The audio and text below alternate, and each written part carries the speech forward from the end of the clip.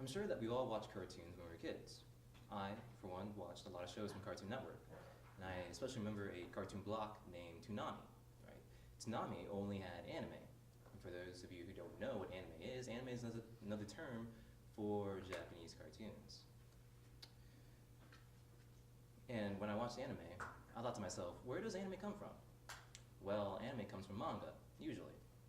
And that brings me to my cultural artifact. This right here is a Shonen Jump volume from 2003, and it's my very first manga. Manga is just another Japanese term that means Japanese comics.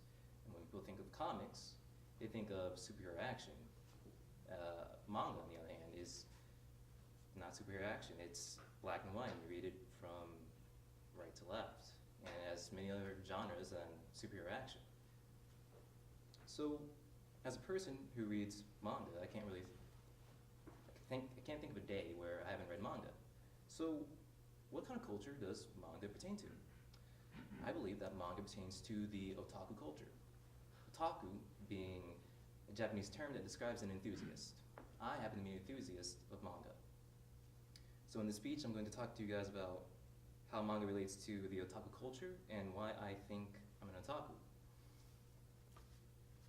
Manga generally represents a thing that usually makes a person an otaku. Usually, people read manga without really knowing what to expect. Some people think it's childish to read manga at their age, but I don't think so. I feel that manga always has a relatable reason, a story that people can relate to. And whatever reason that may be, people always seem to understand themselves better, or perhaps understand themselves less. But that fact alone keeps people interested in manga. Manga, believe it or not, actually has a lesson people can learn to follow. It may have fictional characters, but people can always relate to them. Manga stories usually have morals or life lessons that people can use to make themselves a better person. Sometimes manga can represent a hidden desire that people have that they can't express. So they read manga to express that imagination that they have of themselves while they read. So I've talked about what manga can mean to a person if they read it, and now I'm going to talk about why I think I belong to the otaku culture. So I read a lot of manga, so of course I'm going to call myself an otaku. So how is culture important to my life? Well, this is my first volume of Shonen Jump. First manga ever. I didn't even know it was called manga until the 4th grade. So I even thought it was a coloring book. So this manga right here was my gateway to the otaku culture. So why do I think being an otaku is important to me? Well, reading manga was always really important to me. You could say that I lived in poverty in my early years as a kid. I didn't have cable TV, nor did I have internet until around the 4th grade.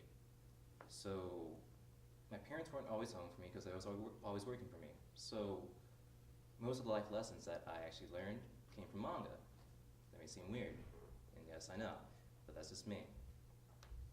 And a life lesson that I really took to heart back when I was a kid was that bad things happen to bad people, right? So take Dragon Ball Z, for example. Some of you may have heard of it. It's a famous manga and anime. And it usually has villains. And villains usually do bad things. And they usually end up dead. So when I was a kid, I thought to myself that if I did bad things, I would die. But no one really likes dying. So, in conclusion, hopefully you understand what manga is and why it relates to the otaku culture and why I'm an otaku. So next time you're in Barnes & Noble, check out the manga section. Pick something you like. Read it. Maybe you'll like it, or maybe you won't. Maybe you can relate to it, or maybe you can learn a life lesson just like I did. Like, bad things happen to bad people. Thank you.